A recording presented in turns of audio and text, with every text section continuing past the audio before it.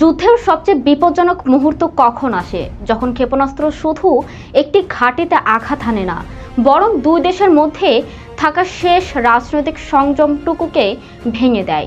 মধ্যপ্রাচ্যে এখন সেই বাস্তবতার সামনে এসেছে। জর্ডানে যুক্তরাষ্ট্রের ব্যবহৃত একটি সামরিক ঘাঁটিতে ইরানের ক্ষেপণাস্ত্র ও ড্রোন হামলায় 2 মার্কিন সেনা নিহত এবং একজন নিখোঁজ হওয়ার তথ্য নিশ্চিত করেছে মার্কিন সেন্ট্রাল কমান্ড। আহত হয়েছেন আরও কয়েকজন সেনা। এর পরপরই যুক্তরাষ্ট্র ইরানের সামরিক অবকাঠামো লক্ষ্য করে নতুন দফা বিমান হামলা চালায়। এই হামলার পেছনে কয়েক মাস ধরে চলা যুক্তরাষ্ট্র ইরান সংঘাতের ধারাবাহিকতা রয়েছে।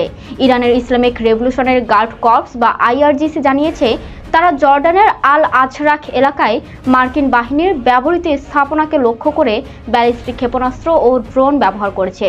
তাদের দাবি, বিমান ঘাঁটি, হ্যাঙ্গার ও কমান্ড অবকাঠামোতে বড় ধরনের ক্ষতি হয়েছে। তবে এসব দাবির পূর্ণাঙ্গ স্বাধীন যাচাই এখনও সম্ভব হয়নি। আর যুক্তরাষ্ট্র যুদ্ধবিমান ধ্বংসের দাবি আনুষ্ঠানিকভাবে নিশ্চিত করেনি। এখানেই ঘটনাটি নতুন মাত্রা পায়।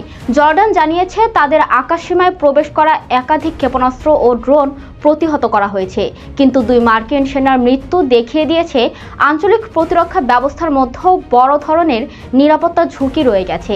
এই ঘটনাটি শুধু একটি সামরিক হামলা নয়, এটি মধ্যপ্রাচ্যে যুক্তরাষ্ট্রের উপস্থিতি, ইরানের প্রতিরোধ কৌশল এবং উপসাগরের নিরাপত্তা ব্যবস্থাকে নতুন পরীক্ষার মুখে দাঁড় করিয়েছে।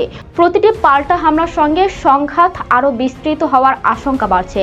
এখন সবচেয়ে বড় প্রশ্ন, এই সংঘর্ষে কি সীমিত প্রতিশোধের মধ্যেই থাকবে নাকি পুরো অঞ্চলকে আরও গভীর যুদ্ধে ঠেলে দেবে?